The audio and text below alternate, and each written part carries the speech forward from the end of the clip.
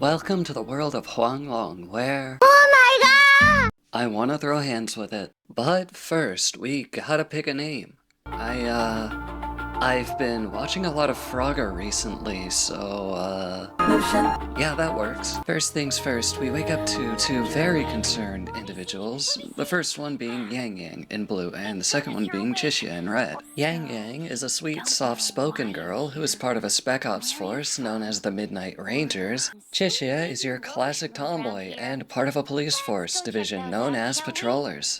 The first thing they decide to do after waking us up from a coma is take us back to Jinzhou. Along the way, we come across our first enemy, pretty tutorial of you game, and Baizhi, not the ghost, this woman. She's the local step-on-you pharmacist, and also a fucking nerd. Oh, and then there's this guy. I've played enough Metal Gear Rising to not be surprised by this. This boss introduces the parry and dodge mechanics. Explaining these would be an insult to your intelligence, so let's move on. After beating the Crownless, that's this fuck's name, we eat its ghost. With our hand. Everyone freaks out about that until we get a message from the Magistrate of Jinzhou. She does the classic "we've been waiting for you" spiel. She then tells us about a festival and that everyone should make our character feel welcome. After listening to the politician ramble for about 10 minutes, we finally make our way to Jinzhou to meet up with the magistrate. Now that we're here, we make our way to City Hall to finally speak with Hillary Clinton. When we get there, we are informed by Sanhua that she's out sending emails to dragons, and are given these. They're supposed to be clues for us, but I didn't understand any of them, so we Spider-Man our way over to the Academy for answers. Turns out, they also have almost no clue except for Mortifi, who fixes the sundial so it'll work properly. After successfully annoying Mortifi, I'm still confused. I get the sundial, but I genuinely have no idea why the sugar pearl matters. Talking to Yang Yang did not help. Later, Yang Yang feels something weird about the other tokens, so she says we should leave the city to fuck out and find around about the leaf and fruit. Along the way, we help out Tianxin, a martial arts master, in finding an old man who can't help but gang stalk the Midnight Rangers. Hold on, let me beat up a nondescript electric vehicle with legs real quick.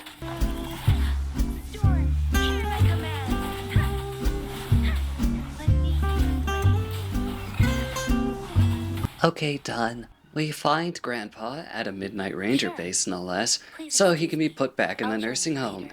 Then we promptly fuck with the quartermaster by using the avocado grenade bank robbing strat. He tells us the mangosteen is an imported fruit from the south, so we bookmark that information and head to a derelict village to investigate the leaf. Here we get introduced to Tacit Fields. These are where you get resources for leveling things up and possibly other things to level up.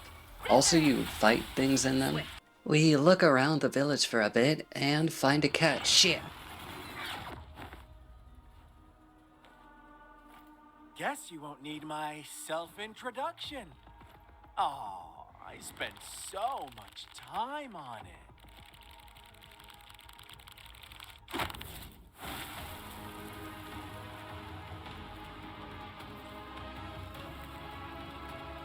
This is Scar. He's the sickest motherfucker on the face of the planet, and I mean that in multiple ways. He tries to convince us to join a bioterrorist group called the Fraxidus by telling us an extremely metaphorical story, and talking about how the villagers killed each other. In addition to recruiting us to this group, he's also here to throttle us into the stratosphere with so much style I almost consider joining Clifford the Big Red Psychopath. After almost thoroughly convincing my blood to leave my body via his fists, bomb cards, and feet, he just leaves. Oh, and also she's here. Off to go fight this thing. It's not like it's been 3 days and the magistrate is waiting for me back in town. Now that we're done beating up Glimbo's estranged uncle, we solve the sundial box and get a map of the City Hall entrance room that points us to the secret room. In this room, we do 5 mini-fetch quests to unlock the big door that leads to the Room of Knowledge. Okay, seriously though, this room made me reminisce about Skylanders the entire time I was here. If you played any game from that series, especially Giants, you are officially in my cool book. While we're ruminating about the best game ever, Mr. Touch-Starved himself comes in. Unknown to him, this was all according to plan. So Sanhua and Jinshi fall in behind him, prompting him to, in an attempt to flee. We thrash him like last time and,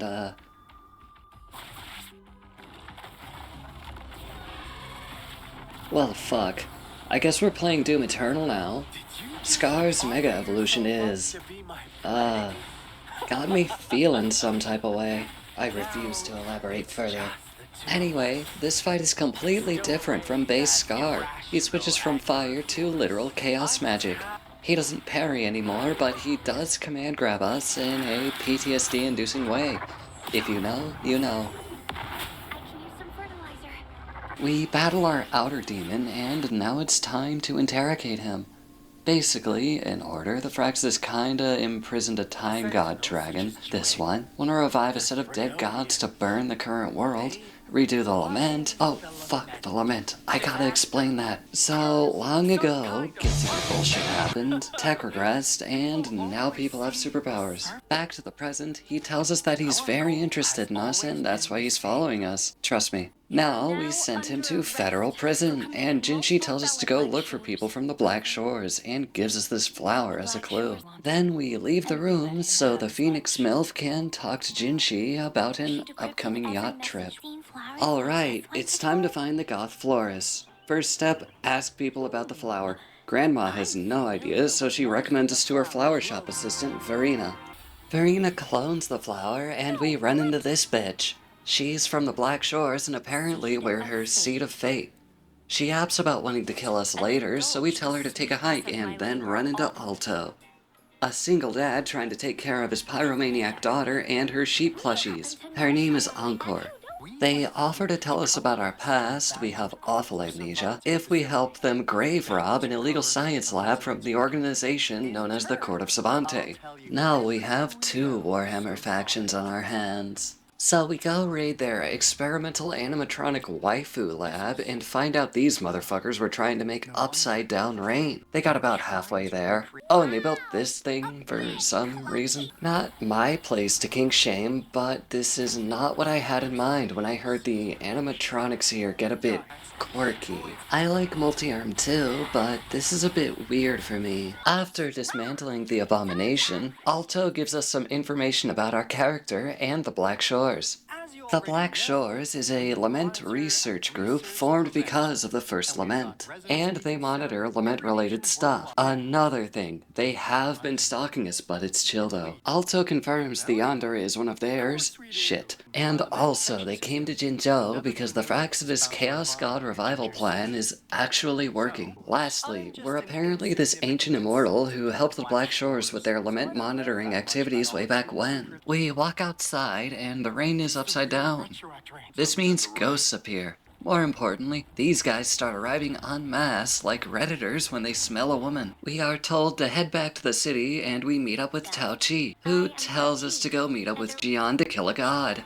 Gets kind of fast-paced in the service industry. So we head over to Good Dragon, and along the way we run into a literal amalgamation of the memories of the departed. Jian shows up because he happened to be passing through at the time, and we send the souls of the damned back from whence they came. We're taken to a Midnight Ranger outpost, and didn't expect to see her here, but I'm definitely not complaining, so we can plan the upcoming assault on the God of War. I actually made decent tactical decisions, putting the ranged units on high ground, using the close combat units properly, carving away for the main task force. All ideas Jian agrees with. We make our way to the Threnodian without Jianshin because she wants to stall the encroaching enemy forces, and is that a fucking Hydra bird? I should have brought my 12 gauge. After dealing with Woodstock's alcoholic dad, Yang Yang also stays behind to hold them off. I've seen this cliche somewhere before. Now we press on to finally face the Threnodian, and it's just this guy again. He's even easier to beat than before.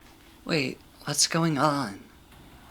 Oh, it evolved into a biblically accurate Barbie doll. Cry your fucking eyes out, Herta. This fight is what I like to call a little bit of everything. There's projectiles, funky hitboxes, extremely questionable attacks, and even QTEs. This boss is not hard. If you have brain cells, I, however, do not. I'm pretty sure all mine were replaced with golden retrievers with ADHD, so I got hit by a lot that I shouldn't have gotten hit by. Despite that, we can put her in a box and send her floating back to God, same-day shipping via this guy, who's been here the whole time, I guess? With the battle won and the Redditors disappearing Thanos style, we finally have some time to enjoy a little vacation. On our vacay, we run into Gian. Sorry. There are some local festivities going on for the first time in 10 years, but Gian doesn't seem interested. Unfortunately for him, we decide to participate and then rope him into it as well with the power of girl bossing. What event did we get Gian roped into? Fish mind control relay racing.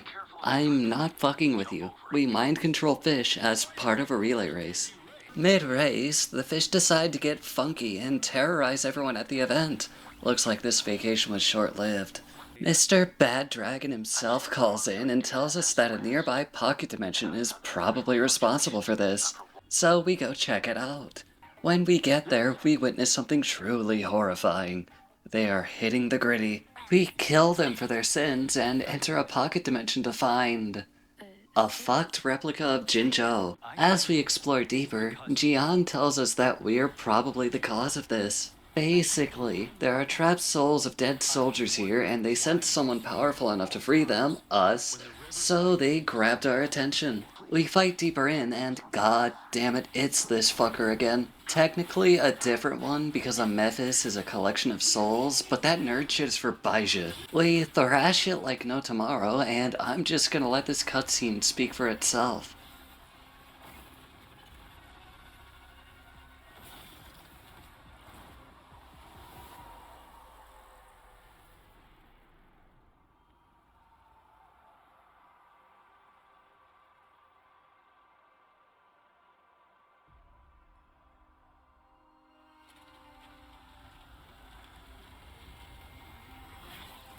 I damn near cried, man. Gian collected a resonance sample of the pocket dimension, apparently, and gives it to Mortefi so the Academy can study it. It seems like everything is over, but Gian has one last thing to do with us. He tells us to meet him by Nell Square. When we get there, Gian talks about how the flowers here represent the soldiers who never made it home, a way of honoring those who fell in battle while serving among Jinzhou's finest. We plant a flower with Gian to honor the souls that were trapped in the pocket dimension, with Gian asking that we plant a flower here in his honor if he should die in service. When the fuck did this game become a dating sim? After getting emotionally attached to Gian, we meet up with Yang Ying and Chixia to talk about the eldritch deity masquerading as a rodent that's living inside our body. After watching the little monster devour enough food to make the average American blush, we named this creature Abby. Abby smells something extremely weird coming from the south, so we go to explore what I can only assume to be the most erotic deer carcass imaginable. When we get to the southmost point on Huanglong, we're greeted by Changli, the resident arson MILF and advisor to Jinshi. She takes us on that yacht trip I mentioned earlier, some yacht for someone with a politician's budget, and we arrive in Mount Firmament. Wait, the fuck's a firmament? We walk in a bit and fuck with time. These little ball shard things directly influence the timeline of nearby objects they've been applied to. Put simply, watch this. It does this via time manipulation. Thanos be damned, we can make our own infinity stones. But towards the island's heart, we find that damn near everyone is frozen in time. This is because the time dragon got pissed at something and decided to lock this island within its own time stream. To not get into Einstein's theory of relativity, think about it like the Future Trunks saga in Dragon Ball Z, but if you leave your time stream, you fucking die. Unless you're an ultimate girl boss like us. Where was I? Oh, right. We venture into the only town on Mount Firmament and find the village elder, who tells us that Jinshi is walking in an abandoned science facility, a lot of that going around in this game, to speak in person with the Gmail dragon. Her emails were being ignored. We trek to and into the facility, along the way doing more time warp puzzles and finding 3 rocks to open the big door. I don't know how else to explain it. We eventually find Jinchi, and she's on the verge of literally nuking herself into oblivion due to overexertion. Upon realizing this, Chang-Li says some cliché poetic nonsense and lets Jinchi take us farther into the secret Desperado enforcement lab, where we find the big-ass laser noodle locked up in a CIA fake water chamber. Aw, fuck. We do the whole Three Rocks song and dance. Why the fuck is there a light-bending cat on trend guarding this one? And free the big stupid lizard. Jinchi is understandably pissed and immediately tries to throw hands with it, but it says we have to go somewhere else, so we go to the top of the dragon-shaped mountain on the island. I forgot to mention that, but yeah, the island has a dragon mountain. Here we find a pocket dimension owned by the dragon, and Jinchi goes in to fight it alone. Don't worry, we get to play as Jinchi. This fight is anything but disappointing.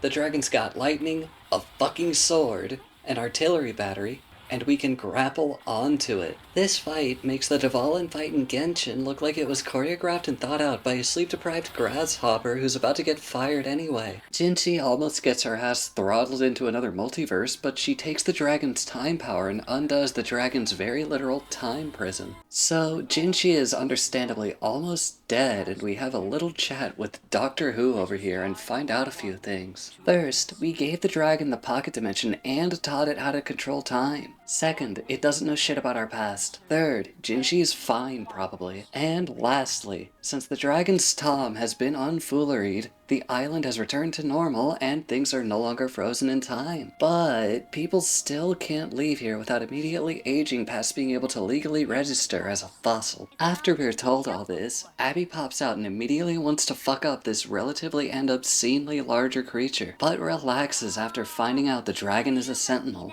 The dragon leaves after telling us to go visit the Black Shores more often, and that's about it. After plenty of illicit substances and enough fetish jokes to make a lewd tuber resign, the current story comes to a close. So, what do I think about the game? You get to fight a dragon and it's cool. 10 out of 10.